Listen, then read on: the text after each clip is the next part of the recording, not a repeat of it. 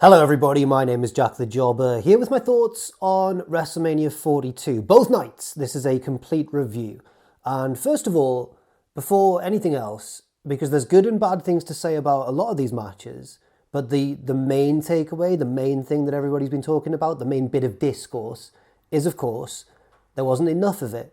There wasn't enough wrestling, there were too many ad breaks. I'm not making an original point here. Everybody's been talking about it. The incessant ads, the product placement, showing all the celebrities at ringside. Yes, WrestleMania always has maybe a bit of that, but it's never, ever felt so impactful on the show in a negative way. It led to a very fragmented viewing experience. And then at the end of everything, at the end of night two, we got a very ironic and very timely reminder that the wrestling's the point of all this. That's the medium through which these stories are told. It's the reason that we all tune in. And unfortunately, in the case of Mania 42, that main event was the exception rather than the rule. Huge credit, of course, goes to all the wrestlers involved across both nights. They really tried to maximize their minutes, as the saying goes. They really tried to make the very most of often quite limited time frames in their parts of the show.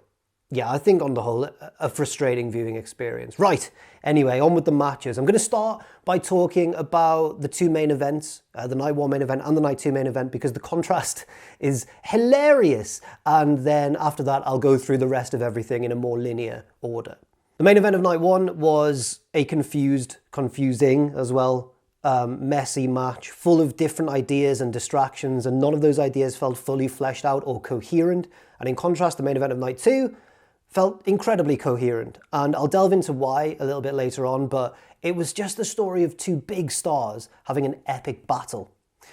Let's talk about night one's main event first. So yes, Cody Rhodes versus Randy Orton for the WWE Championship, and I think we can probably tell now that those reports were accurate, that Pat McAfee did indeed seem to have been forced into the mix by the higher-ups, by TKO or whoever, and it feels like Triple H and WWE Creative, it certainly feels like they had to find some way to force him into a feud which otherwise writes itself. Cody versus Randy.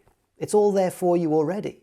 And it's really not a great surprise to discover that those reports are probably true. WWE even acknowledged it themselves at the top of the first show of night one. John Cena coming out and making a reference to, discontent behind the scenes or whatever. I found that amazing, bizarre. I found that a bizarre thing for WWE, not only to admit on screen, but to open the show. So therefore, it's really not much of a surprise that Cody versus Randy ended up being, I think, a very messy main event. Not the fault of either guy involved at all, who tried their best once again. But I think WWE were broadly trying to tell two different stories here, and neither of them really worked. One, the story of Pat McAfee being taken out of the mix straight away, with Cody foiling his attack and then taking Pat out with the help of our boy, our collective boy, everybody's boy, Jelly Roll. Pat gets stretchered to the back and we're left with Cody versus Randy. And we get the sense of, okay, this is what it should have been all along. It felt like a very pointed message from Triple H and the creative team, didn't it? And a good one as well. I think it was a good idea. So then, of course, they didn't quite fully commit to it. He came back at the end and was directly involved in the finish of the match. I think that very much felt like an uneasy compromise between WWE and TKO. But who knows? We'll have to wait, I guess, to get more details of what really has gone on this weekend. The second broad story that I think they were trying to tell in this main event was the story of Cody Rhodes embracing his more ruthless side, which, of course, he was unable to do last year at WrestleMania when he lost to John Cena. But this year, he did embrace that more ruthless side and, became the Viper. And I think that would have been a decent story to tell. I think on its own, that may well have worked. But once again, WWE didn't commit fully to it. And in the middle of the match, when Cody was doing all these things and all the signs were there, that he was probably going to turn heel here, actually, guys, or at least that was the speculation on social media, it felt like, hey, that would be maybe the best exit strategy from this feud. Not only would it have given us a big, shocking, memorable moment to end the match on, it would have also embraced the fans' tendency these days to boo Cody Rhodes and cheer Randy Orton. It would have wrapped everything up quite neatly. And just looking at my notes about all the things that happened in the match, Randy, from the moment Pat left, was kind of wrestling as the babyface, wasn't he? He got busted open, he was incessantly selling this back injury that the announce team kept talking about, and it was all Randy having to summon the strength to fight back against Cody, who, for his part, was kind of wrestling as the heel. He's doing all these ruthless facial expressions, he's stealing Randy's moves, he's attacking Randy's eyes, he hit a low blow at one point. In fairness, that one was in retaliation to Randy trying to hit a low blow, I suppose. Then we get Pat coming back out, doing the Charles Robinson sprint down the ramp in a referee shirt, which did unfortunately pop me. It did get a chuckle out of me, that. But it was stupid. And we get Pat come back out, Randy RKOing him for reasons unknown so far, and Cody immediately taking advantage to hit the crossroads on Randy and retain the title. That very much feels like the setup to a double turn, doesn't it? Randy realising that actually, maybe everybody was right and we didn't need Pat, we didn't need all these distractions, and really this should be just me versus Cody. That would explain why he RKO'd Pat McAfee. And then on Cody's side of the equation, we get him winning in very opportunistic fashion, in a way that could be read as very morally grey, and it all seems set up perfectly, for this double turn. And instead, in the aftermath, in what I think is a huge misstep, instead of Cody solidifying this heel turn, he celebrates with the belt, Randy gets his heat back, beats Cody down, hits him with the belt, kicks him in the head, and stands tall as the heel, even though he's been defeated. And everything remains the same. We're back at square one. We're in the same problem as before the match. Heel Randy Orton is still getting cheered because he's Randy Orton and he's got this legacy and he's really cool. And Cody's still getting booed. And that's not an ideal situation at all. So you've got those two stories really clashing and just becoming quite an incoherent mess, I think, when all was said and done. You've got the Pat stuff, and then you've got the Cody being more ruthless kind of stuff, learning his lesson from last year, but not fully turning heel though. And I just don't think it was a success, sadly. I really am disappointed to say that. I'm a big fan of Cody Rhodes. Randy's great, obviously. It just didn't work. It just didn't work at all. And it's just my opinion, of course, as this whole video is, but I think I'm very much in the majority with that one, judging by the response on social media. And some people might tell you, if you agree with me, some people might say, oh, you just didn't get it. You didn't get the story that they were trying to tell. No, you did get it. It just wasn't very well planned. And then, by way of an insane contrast, we find ourselves at the main event of night 2. And once again, don't worry, I'll be going through all the matches after I've talked about this one. But CM Punk defending the World Heavyweight Championship against Roman Reigns that we've just seen. And at the start, it was a Roman Reigns main event. And maybe not the best example of one at first. That was the feeling I got. I was quite worried. I was thinking, oh, this is making me feel the same way as like between Mania 39 and Mania 40, when it felt like Roman's title reign and the Bloodline stuff had maybe outstayed its welcome. And these main events would just kind of drag and then end with Roman inevitably winning. That was the sense I got here at first. And then it all switched and it all kicked into gear and it all fell into place and it was a coherent story, the very opposite of night 1's main event. I think the turning point was Punk being caught in the tree of woe, dangling outside of the ring, and Roman hitting relentless Superman punches, hitting him in the head with the ring steps, drawing blood, and powerbombing him, onto the announce table. And from that moment on, the match was, I think, brilliant.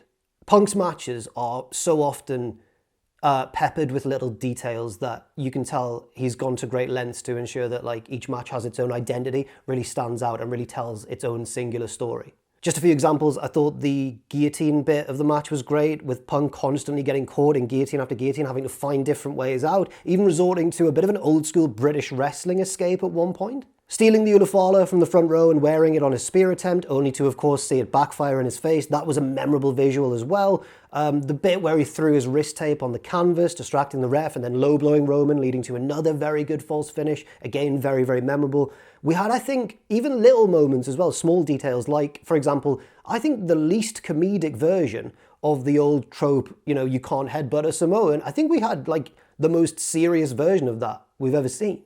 And we have big moments as well. I've mentioned the announce table powerbomb, but also the elbow drop through the announce table too from CM Punk. Never the most natural high flyer, but he did really well there.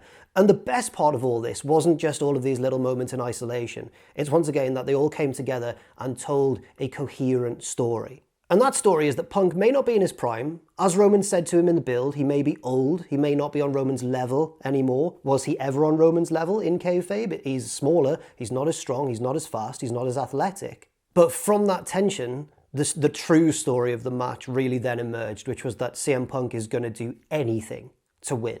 For example, trying to get into Roman's head with his antics, trying higher risk moments like the elbow drop, and even resorting to cheating with the low blow as well when there was no other option. And then the final moments of the match really stayed faithful to this theme as well. I was very impressed with that. Punk hitting the GTS, going for a second one, and just being unable to do so, being too beaten up and tired and collapsing under Roman's weight. Then Roman hits the spear, of course, and we're into the final moments. And I think the point of the final moments is to show that Punk's already lost, but he's defiant. That's the theme here. He was going to do anything he could to win, and he still can't win. He's exhausted all of those options, and he's going to lose. And when Roman hits that first spear and Punk sits there, and it hits him, and then he still tries to hit Roman and misses wildly and falls on his face, and Roman hits the second big spear and wins. It might have felt maybe flat in the moment, because it wasn't like a shock pinfall out of nowhere. I think that was like a really effective ending. That is a WrestleMania main event. And the contrast with night one, once again, is insane. Punk's made no secret of the fact that he idolizes Bret the Hitman Hart. Bret Hart would have been proud of this match because of the thought that went into telling this story. It's possibly my favorite Roman Reigns match of all time.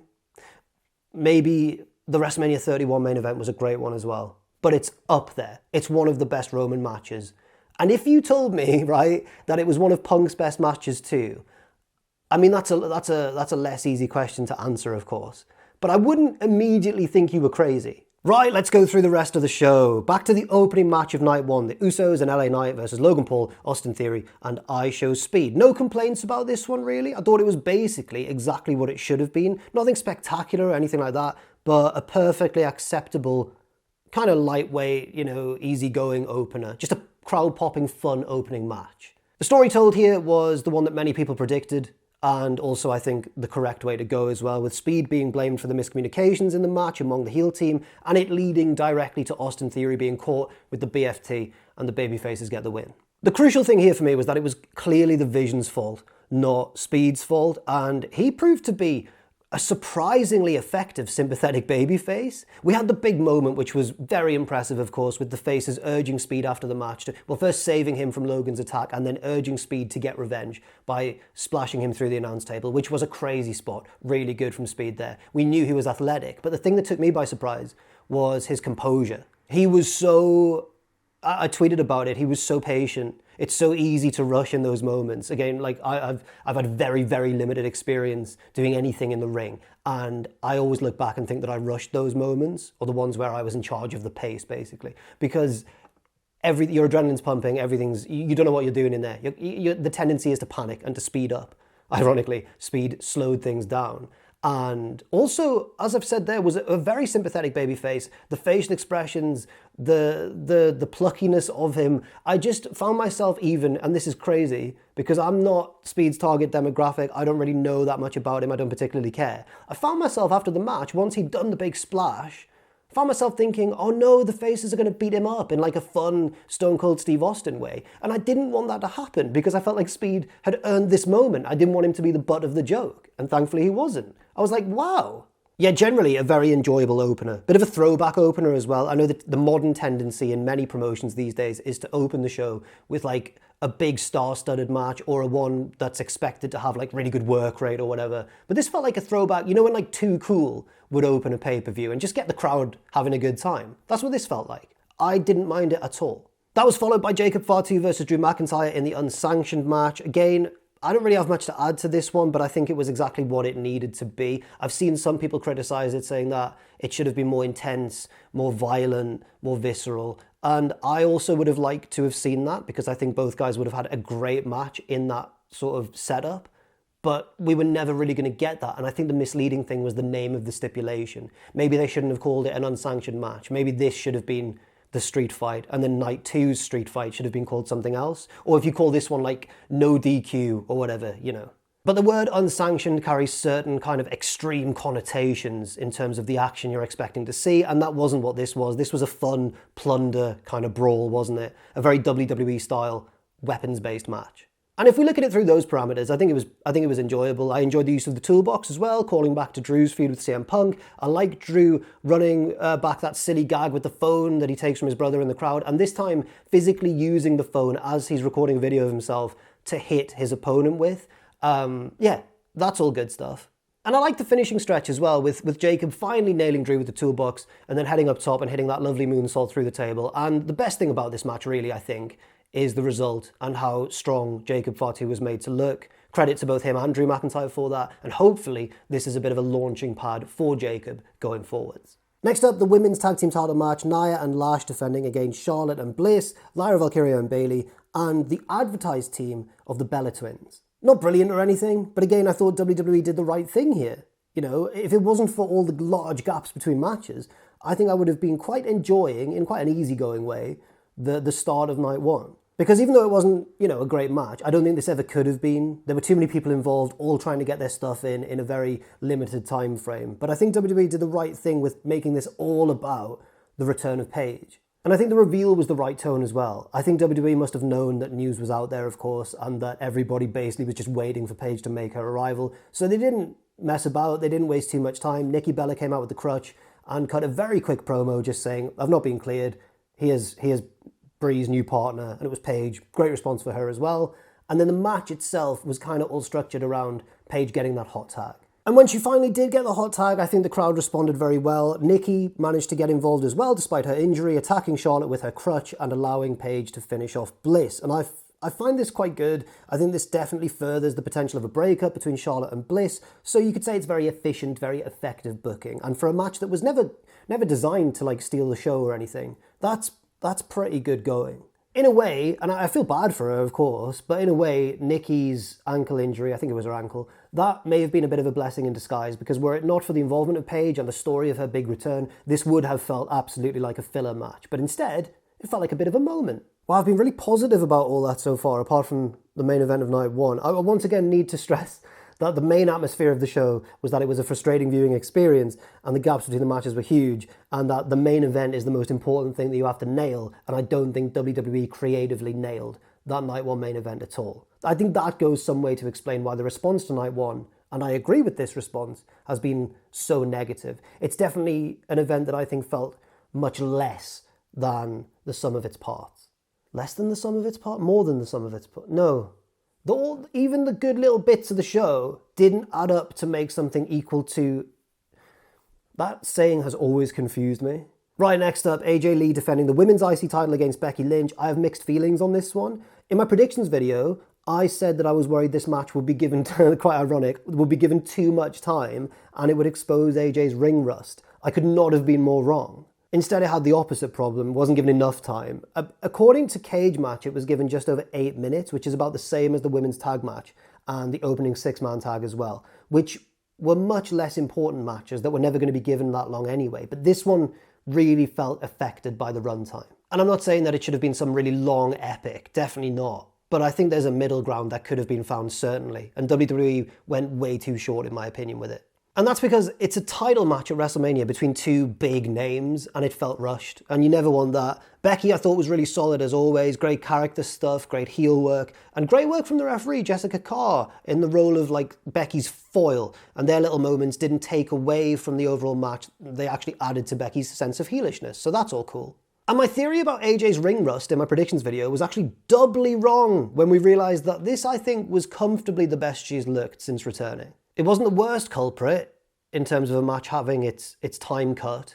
It wasn't the worst culprit at all, by a long shot, actually. We'll talk about that in a little bit. But yeah, I enjoyed the action that we saw. There just wasn't enough of it for me. Right, Seth Rollins versus Gunther was my match of night one, definitely. And I think maybe my favourite Seth Rollins match in quite a long time. Despite the quite thrown together, kind of rushed, panic build, they really let the wrestling do the talking here, apart from the finish, which I also didn't mind because it was such a great return. But we'll get to that at the end of the match.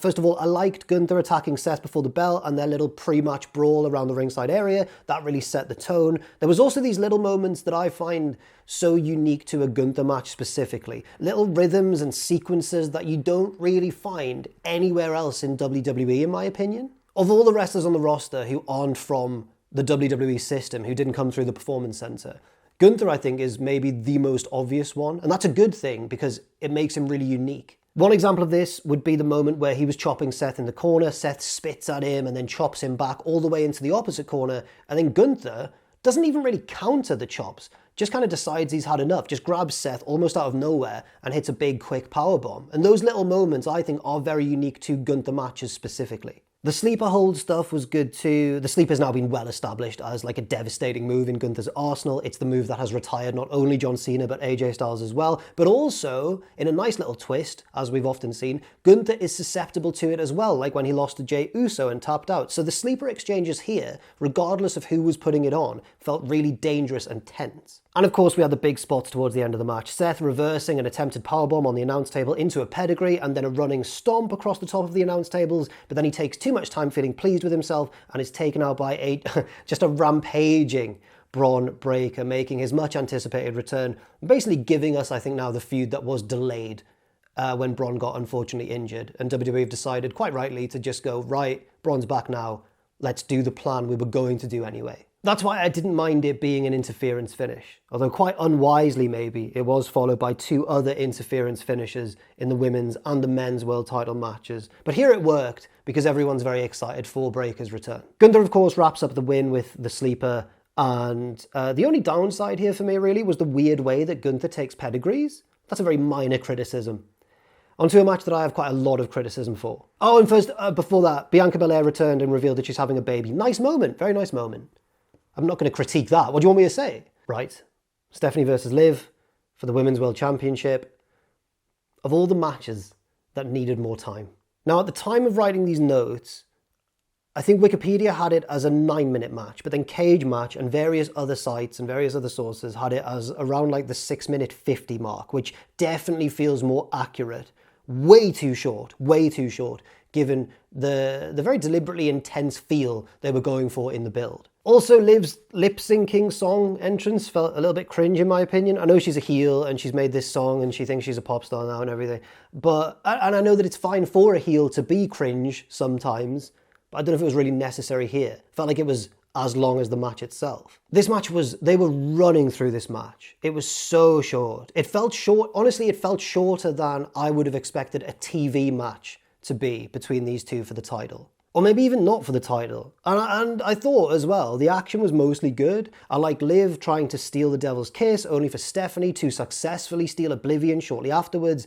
But again, it was far too quick, and the finish felt really, really weekly TV. Nothing particularly unusual or different about it. It was a very basic distraction-based finish from Liv's allies in the Judgment Day, and she gets the win. In terms of the result, I knew that I would have a weird feeling either way about this one, because I think Liv definitely deserves another reign and deserves her moment, but I also think that Stephanie deserved to carry on as champion for a while and have bigger, more showcasey moments, and I knew that both of those things couldn't happen simultaneously. But now afterwards, I just feel especially bad for Stephanie, even more than I thought I would, because not only has she dropped the belt, she's dropped it in 6 minutes 50. And for one of the best wrestlers in the company, I think she's been made to look quite weak. Night 2, Brock Lesnar versus Femi. Yeah, I mean, correct. The correct decision. I guess in an ideal world, maybe I would have liked a little bit of a faster pace, a bit more frantic energy between the two, a little bit more back and forth. But honestly, I can't complain too much because the way that they did decide to have this match structured meant that it really put over in the strongest terms possible. And then, yeah, Brock at least appearing to retire at the end of it. Taking off his gloves and his boots, leaving them in the ring, looking emotional, hugging Paul Heyman, high-fiving fans on the way out, all kind of out of character, all feeling really genuine. I would be certain, and I'm still leaning this way, but I'd be certain this was a genuine retirement, were it not for the kind of weird tone whenever the announce team mentioned it for the rest of the night. They were like, oh, well, Lesnar seems to have retired, but we'll get more news on that later on. Well, that's put a little seed of doubt in my mind. But if I was forced to pick, I think this very much felt like a bit of a perfect sort of ending. I don't have anything else to say about that one. It was what it should have been. And Oba is a star now. Oba's a star. You've created a star. And that is that's one of like the big triumphs of this WrestleMania. Maybe the most important one going forwards as well. The ladder match followed that for the IC title. Penta defending against Yvonne, Ray, Rusev, JD, and Dragon Lee. Disappointing that not everybody got a full entrance. I saw tweets about Dragon Lee's wings that were like these big, ornately designed wings and everything, or like they look quite sinister and cool, and we didn't see those on TV. I thought it was a fun match. Everybody got a little moment here and there. Javon Evans seemed to get kind of the lion's share of the big impressive moments, but none of them seemed to fully like wipe him out either. So I was fully convinced that Javon was actually going to win. And then Penta won and retained instead, which is fine. You know, I think those were the two that I would have most liked to see win this match. So it being Penta rather than Javon isn't a major deal or anything, but I hope that Javon does get a big win, or big wins plural ideally, pretty soon. The match was definitely built to feature him in more moments than others, though, I would suggest. Rey Mysterio is still a medical wonder. I don't know how he manages to do all of these things, given his age and all the wrestling he's done over the decades, but he did, and was one of the highlights of this match. We had the huge moments, the destroyer on the ladder bridge from Penta to JD, an absurd bump and sell from JD. Very brave indeed, really well done. And then the finishing sequence with Javon hitting the big springboard cutter onto Rusev, but then Penta getting in there, hitting one final destroyer on Javon. And a nice touch at the end, as Penta's getting up there to pull the belt down. You saw several of the wrestlers around the ring trying to get back in the ring, but being too slow, too beat up to do so. And I think that was a nice touch. It didn't feel too obvious that Penta was going to win without feeling awkward. Like, oh wait, someone's about to... No, it wasn't that. It was like, Penta's the last one standing. Sami Zayn versus Trick Williams. Trick Williams has one of the most fun entrances in modern WWE, and they fumbled it massively. Not the fault of Lil Yachty, who'd clearly been instructed to like be a hype man over the top of it. But whenever he spoke, the crowd stopped chanting and quietened down. Oh, we've got to listen to what Lil Yachty's going to say. Let Trick's entrance be Trick's entrance, perhaps. This match was kind of rudimentary. It was the right result, but I really don't like the way that they reached that conclusion. I thought both Sami and Trick did well, again in quite a short, basic match, but I don't like the idea that Trick Williams, again another rising star, like Jacob Fatu, like Ober, I don't even think we can call Ober a rising star now, he is just a star. I don't like the idea that Trick needed Lil Yachty's help to beat Sami Zayn. People were talking in the build about a possible double turn here, but I think it's been made maybe clear now that the turn has already happened. Trick's too charismatic to keep heel. He had the celebrity involvement with Yachty, who I think was clearly a face as well, even though he got involved. Sami's the heel in this match. He beat down Lil Yachty on the outside. I think the turn's already happened. I just don't think they made it clear enough. They didn't give us the big moment. Maybe Sami Helluva kicking Yachty on the Go Home SmackDown was the moment, and we all just went, oh, maybe. maybe that's genuinely, maybe that was meant to be it. But anyway, Trick is the new United States champion. Correct result, wrong finish, in my opinion. Let Trick win on his own merit. The street fight between Dominik Mysterio and the Demon, Finn Balor. Blech. I liked when the Demon stuff from Finn, like in the NXT days and stuff, was more of like psychological warfare. Oh my God, he's made himself look all scary and sinister and amazing to get a psychological edge over his opponent and to make the match and the moment feel bigger. Whereas now the Demon stuff makes him into like a spooky gremlin. Blech. I know it's been that way for a while now, but I couldn't quite remember just how over the top it was. This was made a street fight at short notice, and it was similarly to Jacob versus Drew on night one, but I preferred the night one match. It was like a WWE style plunder-filled weapons brawl, but with like added demon power stuff, like Balor kicked out of the frog splash at one, for example, and his offense was a little bit more vicious. We had Balor being sent through the table in the corner, but he manages to carry on fighting because he's the demon. Chair-assisted 619 was a very nice moment as well, and the frog splash from Dom again, and Balor kicks out of all that punishment, but he's the demon, so it's fine. I would have expected Balor to beat Dom, of course, anyway, without being the demon. We get a nice finish with the chair around Dom's neck and the shotgun dropkick into the corner, sending the chair flying, and then Dom being put through a table with the coup de grace. It was fine. I think if we had to guess what this match was going to look like, that's pretty much it. I think by this point, the show had lost the momentum slightly that it had early on with the Ober-Brock match and the ladder match, but now it was definitely slowing down. And unfortunately, I do think that continued into Jade Cargill versus Rhea Ripley for the WWE Women's title, with guest commentator man that I didn't have a clue who he was. Google said that he's an entrepreneur, but he's not mic'd up. He doesn't join in commentating. Why is he there? People suggesting that he's basically bought this as promo opportunity for himself, which is a sign of the times. I'm not going to put a photo of him up. Screw you, entrepreneur dude. Apparently he's into NFTs and that. Jade was very dominant in this one. Rhea kind of had to keep getting the crowd into it with just by sheer force of charisma, which I think she did well, firing up a lot, screaming to get the crowd on her side. And Rhea's very good at that stuff. If there'd been a less over babyface in this match, I think they may have been in trouble. And then by the finish, the match turns into the run-in thing that we perhaps expected it to be. But it didn't feel like a big pay-per-view run-in.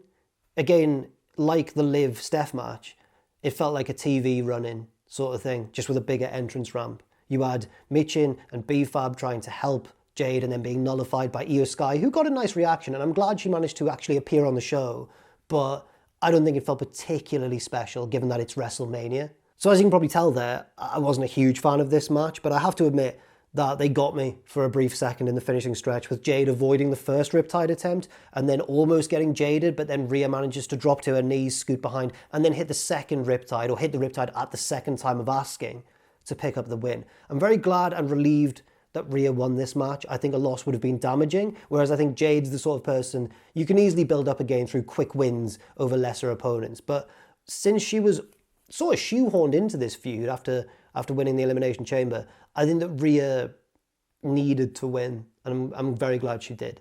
And because I've already talked about the main event, the last thing to talk about is the Miz and Kit Wilson interrupting Cena's hosting bit, and then the Miz wanting to show Cena how it's done. But then they're interrupted, Miz and Kit are interrupted, of course, by Danhausen and loads of mini Danhausens, and they do this like comedy bit, and obviously the faces end up on top. Danhausen hits a 5-knuckle shuffle. I hated Michael Cole in this. I hated Michael Cole in this segment with his, I don't even think it was forced laughter. I think he was genuinely having the time of his life. Anyway, I have some closing thoughts. I think that, well, obviously there were a few bright spots, most notably for me, Punk versus Roman. But I think that this may have been an example of the bad build finally catching up with WWE. The response to night one was terrible. I'm recording this straight after night two's finished, so I don't yet know what the response has been, but I expect that most people will be very annoyed with the viewing experience, as I mentioned at the start. I also think that maybe a bad build has caught up with WWE. There's been years in the past where there's been a bad build to Mania, but the Mania itself's actually been good, and vice versa. There's been good builds, but the Mania has under-delivered. I think we've learned over the years that a bad build doesn't necessarily mean a bad show, but what I think we have learned is that a good foundation can help you achieve a good show, can make it more likely. And I think this year it did follow that pattern. Even though the road to Mania was longer than usual, I don't think WWE really used that opportunity to flesh out its major feuds more fully. A lot of them felt stretched thin after a while, or in the case of Cody versus Randy, just went completely off the rails. So yeah, it's been weird. It's been very weird. But this isn't even as weird as it gets. Of course, as we know, WrestleMania 43 is going to take place next year in Riyadh, Saudi Arabia, which means that all the surrounding festivities, all the extra bits, all the other shows, everything else around Mania that usually helps Mania feel like a full week or at least a weekend, we don't really know what form that's going to take yet. And if you thought that WrestleMania 42 was kind of lacking in soul a lot and was too product placement-y, ad-friendly and stuff, what do you think next year's going to look like? I think it'll be worse. For me personally, and this doesn't count for people who've actually been in Las Vegas this weekend. I'm sure they had a great time. I'm sure there was lots to do and lots to see and everything. I hope everyone's had a wonderful time who went over there. But from home, it didn't feel as much like WrestleMania week to me. I think there's a lot of reasons for that. TNA are kind of in bed with WWE now. They didn't put on a big show. Ring of Honor didn't put on a big show. AEW never really does over WrestleMania week. Josh Barnett announced that Bloodsport, one of the most unique shows of WrestleMania week, is going to be on an indefinite hiatus now. So it felt smaller, in my opinion, or just not quite the same. And I think next year it'll be very interesting to see what happens in the States while Mania is taking place in Saudi Arabia. I know there's already been suggestions that AEW should kind of seize the initiative and lead kind of an alternative WrestleMania weekend in the USA. And if they do that, I'd be very interested to see what kind of form that takes. I also think they'd kind of be foolish not to capitalize on this opportunity. And I'm sure that Tony Khan knows that. And I feel like they probably will do something. But anyway, that's my takeaway. Weird Mania, weird build, weird show. Some good, quite a lot of bad. And it'll be even weirder next year. Thank you very much for watching. I've been Jack the Jobber. All of that has just been my opinion, of course, but leave your opinions in that comment section down below. I'll be very eager to see what everybody thinks. And yeah, stay tuned. My next video, I think, will probably be a very weird wrestling episode. My voice is going, as voted on by the good people of my Patreon. And that's all there is to it. I'll catch you in a bit.